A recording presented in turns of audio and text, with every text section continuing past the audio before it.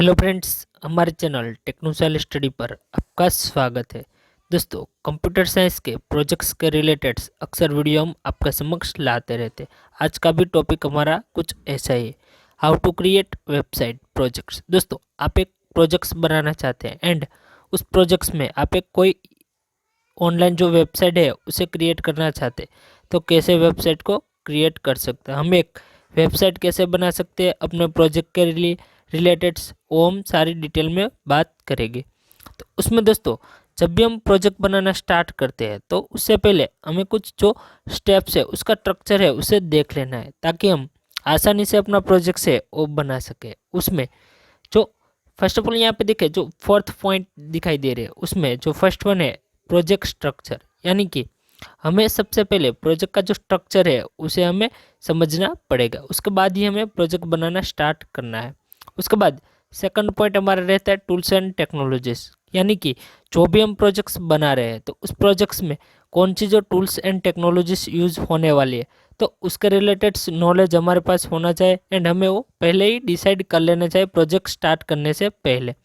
उसके बाद SDLC phases, जो दोस्तों SDLC जो फेजिस है वो बहुत इंपॉर्टेंट है। उसके जो सेवन्थ जो स्टेप्स है उस स्टेप्स को आप फॉलो करते जाते तो आसानी से आप अपना प्रोजेक्ट से उसे कंप्लीट कर पाते हैं, जिसमें आपको ज़्यादा दिक्कत नहीं आएगी।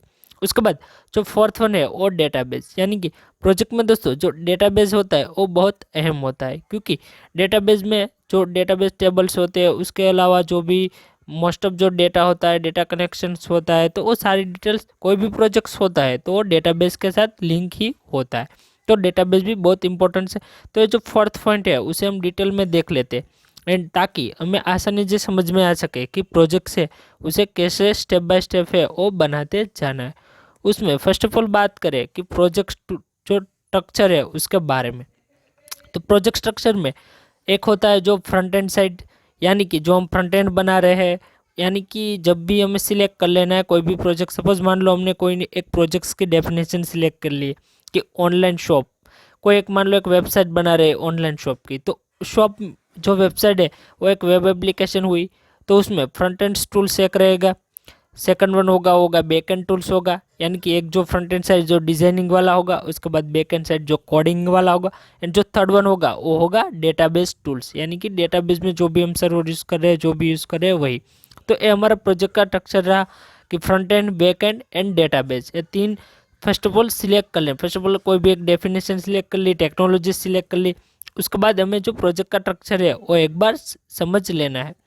उसके बाद जैसे नेक्स्ट बात करें कि प्रोजेक्ट टूल्स एंड टेक्नोलॉजीज, दोस्तों टूल्स एंड टेक्नोलॉजी से वो भी बहुत इंपॉर्टेंट पॉइंट है, क्योंकि जब भी आप प्रोजेक्ट्स बनाना स्टार्ट करते हैं तो फर्स्ट ऑफ ऑल वही बात होती है कि कौन सा टूल्स है उनका आप यूज़ कर पाते हैं प्रोजेक्ट में। मान लो वो आपकी जो भी टेक्नोलॉजीज आपने सिलेक्ट की है, प्रोजेक्ट की लैंग्वेज सिलेक्ट की है, उस पर डिपेंडेंट रहता है कि उसकी टूल्स एंड टेक्नोलॉजी से वो कौन कौन सी यूज़ होगी। उसमें दोस्तों डिज़ाइनिंग, उसके बाद है कोडिंग, डेटाबेस एंड जो प्रोजेक्ट रिपोर्ट्स का टूल, जो भी सपोज मान लो कोई आप हम PHP का प्रोजेक्ट बना रहे हैं, तो डेटाबेस टूल्स हमारा क्या रहता है कि हम उसमें जो भी लैंग्वेज का यूज़ करते हैं, तो भाई HTML है, CSS है, जावास्क्रिप्ट है, उसके अलावा वो कौन से प्लेटफॉर्म, यानी कि मान लो कोई भी IDE टूल्स या तो जो एडिटर टूल्स है वहाँ पे हम उनका यूज़ कर पाते हैं। उसके बाद सेकंड वन होता है डेटाबेस टूल्स, यानी कि डेटाबेस के लिए हमें एक सर्वर की आवश्यकता है। उसके बाद थर्ड वन है कोडिंग के लिए IDE टूल्स, यानी कि मान लो हम PHP हमारी प्रोग्रामिंग लैंग्वेज है, तो हमें उस लैंग्वेज को भी लिखने के लिए हमारे पास कोई एक IDE टूल्स, जो इंटीग्रेटेड डेवलपमेंट जो एंटिटीज टूल्स है, उसकी आवश्यकता हमें पड़ेगी।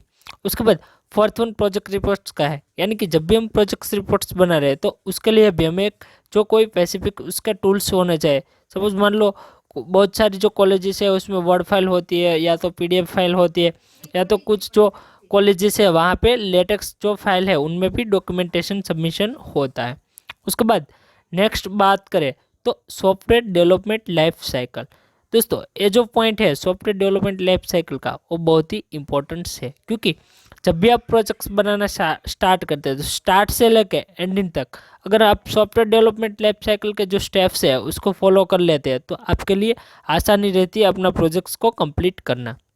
उसको स्टेप को हम डिटेल में देखें तो फर्स्ट वन है रिक्वायरमेंट गैदरिंग, दोस्तों रिक्वायरमेंट गैदरिंग, यानी कि सपोज मान लो हमने एक कोई ऑनलाइन शॉप, हमारी जो वेबसाइट है वो हमने सिलेक्ट कर ली, तो उसमें जो भी हम फीचर्स ऐड करना चाहते हैं तो हमें रिक्वायरमेंट है वो कलेक्ट करनी होगी कि हमारे जो प्रोजेक्ट्स है उसमें कौन कौन सी जो फंक्शनलिटीज़ है, कौन कौन से जो फीचर्स हम देना चाहते हैं, तो हमें पहले ही डिसाइड कर लेना है ताकि हम प्रोजेक्ट्स का मॉड्यूल्स बनाने में हमारे लिए आसान रहता है।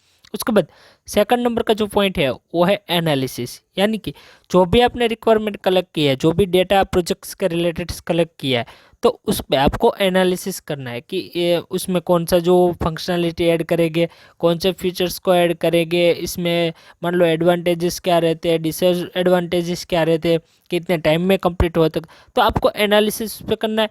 उसके बाद थर्ड नंबर का जो पॉइंट है प्लानिंग। दोस्तों एनालिसिस के बाद थर्ड नंबर पे आता है प्लानिंग, यानी कि आपको अपनी प्रोजेक्ट की प्लानिंग कंप्लीट बना लेनी। कि सपोज मान लो आप पहले जो 10 डे है उसमें आप उस जो डिज़ाइनिंग का जो 50% पार्ट है वो कल कंप्लीट कर लेंगे, उसके बाद आप डेटाबेस के टेबल्स को कंप्लीट करेंगे, उसके बाद उसकी जो लॉजिकली जो भी कोडिंग देना चाहते हैं, जो भी फंक्शनलिटीज़ को देना चाहते हैं, तो वो कर लेंगे। तो आपको प्लानिंग करना भी बहुत आवश्यक है। उसके बाद फोर्थ वन होता है और डिज़ाइनिंग टूल, यानी कि आपको अपनी डिज़ाइनिंग स्टार्ट करनी है, फॉर्म्स बनाने हैं, मास्टर पेजेस बनाने हैं, उसके जो कंटेंट पेज है वो बनाने हैं, उसके बाद लेआउट पेज बनाने हैं, उसके आपको जो जो भी मान लो सपोज जितने भी मॉड्यूल्स होते हैं डिज़ाइनिंग वाले वो आपको कम्प्लीटली बनाते जाना है। उसके बाद नेक्स्ट पॉइंट है कोडिंग का। डिज़ाइनिंग जैसे ही कंप्लीट होती जाती है तो आपको कोडिंग कम स्टार्ट कर देनी।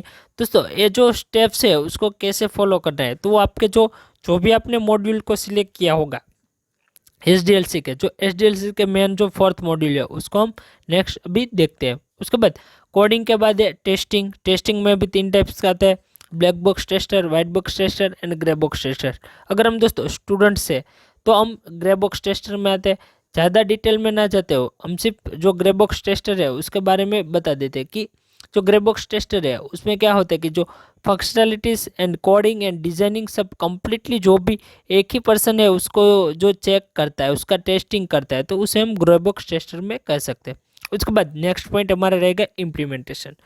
इससे पहले दोस्तों जो एसडीएलसी के जो फोर्थ मॉड्यूल है उसमें देखें तो फर्स्ट वन है वाटरफॉल मॉड्यूल, सेकंड वन है स्पाइरल मॉड्यूल, थर्ड वन है इटरेटिव मॉड्यूल एंड जो फोर्थ वन है वो वी टाइप मॉड्यूल है। उन चारों में से कोई एक ही जो मॉड्यूल है उनका यूज़ आपको प्रोजेक्ट्स में करना है। उसके लिए हमने एक अलग से वीडियो बना रखी, तो आप उस वीडियो को देख सकते हैं।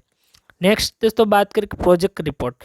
जैसे दोस्तों आपका अपना प्रोजेक्ट्स बनाना स्टार्ट हो जाए, प्रोजेक्ट एंड तक आ जाए, तो साथ ही आपको प्रोजेक्ट की रिपोर्टेज भी बनानी होती है। तो उसमें फर्स्ट वन होता है कि प्रेजेंटेशन पीपीटी, यानी कि आपको वाइवा देना है तो वाइवा के लिए आपको एक पीपीटी है वो कंप्लीट करने को रहती है। दोस्तों पीपीटी अगर पीपीटी है और नहीं बनाने को सबमिशन नहीं होता है, फिर भी आपको एक पीपीटी बना लेनी चाहिए, क्योंकि जब भी आप वाइवा दे रहे हैं तो उसमें आपको प्रोजेक्ट्स का स्क्रीनशॉट है, उसके अलावा जो डायग्राम होते हैं जितने भी ग्राफिकली, वो सारे जो एंटिटी रिलेशन है, डीएफडी है, तो उसके जो स्क्रीनशॉट है या तो इमेजेस है वो आप लगा सकते हैं। अगर दोस्तों मान लो बाय चांस आपका प्रोजेक्ट रन नहीं हो पाता है तो आप अपनी पीपीटी का प्रेजेंटेशन देके भी आप पास हो सकते, इसीलिए आपको पीपीटी बनाना आवश्यक है। उसमें हो सके उतनी ज़्यादा से ज़्यादा आपको डिटेल्स को ऐड कर लेनी है जो प्रोजेक्ट्स के रिलेटेड्स हो। उसके बाद सेकंड वन है साइनोप्सिस रिपोर्ट। दोस्तों साइनोप्सिस जो रिपोर्ट्स है वो आपको प्रोजेक्ट स्टार्ट करने से पहले अपनी जो कॉलेजेस है उसमें सबमिट करने को होता है। और दोस्तों ज़्यादातर कॉलेज में होता है, कुछ कॉलेजेस है जिसमें साइनोप्सिस रिपोर्ट भी नहीं होता है एंड डायरेक्टली जो उसका डॉक्यूमेंटेशन रिपोर्ट्स होता है वही ओनली फॉर होता है। उसके बाद है थर्ड वन है डॉक्यूमेंट रिपोर्ट एंड जो फोर्थ वन है वो लेटेक्स रिपोर्ट, यानी कि लेटेक्स रिपोर्ट में भी कुछ डॉक्यूमेंट है वो सबमिट करने को रहते हैं। उसके बाद सपोज मान लो एक हमने यहाँ पे प्रोजेक्ट्स का स्ट्रक्चर बताया, सपोज मान लो आप एक पीएचपी का प्रोजेक्ट्स बना रहे हैं, तो उसमें project specification and tools and technologies कैसे यूज़ करना है वो यहाँ पे हमने डिटेल में बताया, जिसमें front end tool, back and tool, database tool, server tool, उसके बाद जो डिजाइनिंग के लिए जो भी टूल्स यूज़ हो रहा है, तो उसके अलावा जो फ्रेमवर्क है उनकी सारी डिटेल यहाँ पे मिल रही है। तो दोस्तों ऐसे ही मज़ेदार वीडियो लेके मैं आपके समक्ष आता रहूँगा। आपको वीडियो पसंद आया तो वीडियो को लाइक करो, शेयर करो एंड कमेंट करो।